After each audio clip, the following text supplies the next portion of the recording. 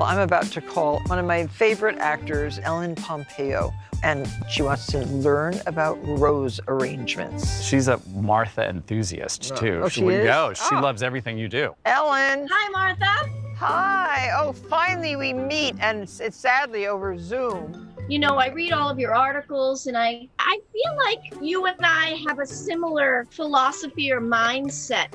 What is your astrological sign? Leo. Ah, What's yours? Scorpio. Oh. Scorpio. Sagittarius. Leos are difficult, but we love Sagittarians. Yep. We do.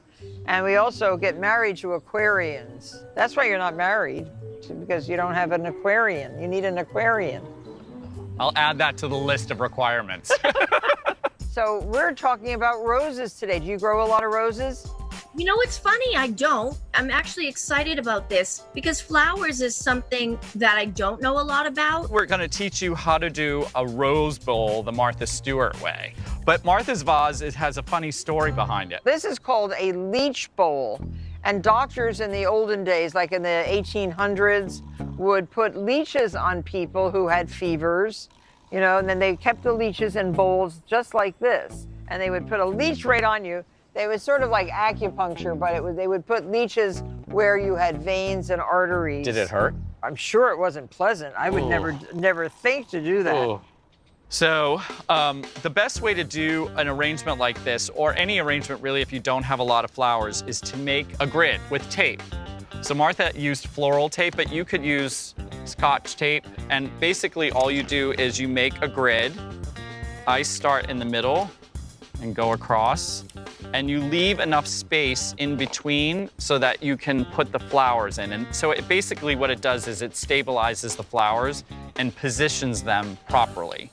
And I got the side so there's no ugly tape on the side of the bowl. Yeah, you'll cover that up with foliage and flowers anyway, but yes, you're smart to do that. This is a good technique for glass because it disappears and it's not going to hurt the glass. Or stainless steel or something like that. How are you doing with your grid? I'm doing well. My space is about an inch in between. Is that? That's good. She's fast. Depending on the flower that you're using, that's how you gauge how much space you leave for the flower to go in and out. I feel like I'm going to get into a little trouble on the ends here. What I do is I leave space on the sides so that it can drape out. Then, once you finish making your grid, it's time to add in your flowers. Am I cutting the actual stem to a specific length? Because I feel like Martha's stems are shorter. You just kind of eyeball it. How tall is your bowl? About halfway up this stem.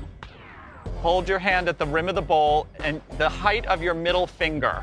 That's what I would use as a guide. And then, because it will take a trillion roses if you kept it at that length. But generally, more is more for me. I always put too many flowers in an arrangement. Kevin thinks roses are free. He thinks everything is free because he's been a stylist his whole life. Yep. And everything is paid for by, you know, the magazine or by the advertiser or something. And so he thinks it's all free. Now, this arrangement will cost maybe $500, not counting the container. Right. The container's about $4,000. If he had to be in business by himself, doing flower arrangements for people like me, you would be broke.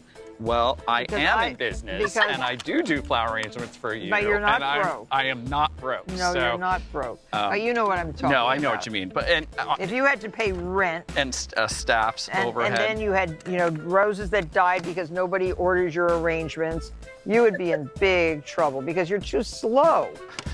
You are very slow. Although I must say, you're doing a pretty good job with that pink arrangement. Maybe I'm you're improving. Learning. Yeah. After all these years, I'm improving. Yeah, I think you're getting better. Well, there. I think that's beautiful. I think yours is amazing, Kevin. And Ellen, let me see yours. I want to see. Oh, you have lots more colors than we have. Yes. Does yours smell good? It does. They smell fantastic. I think you could have another career.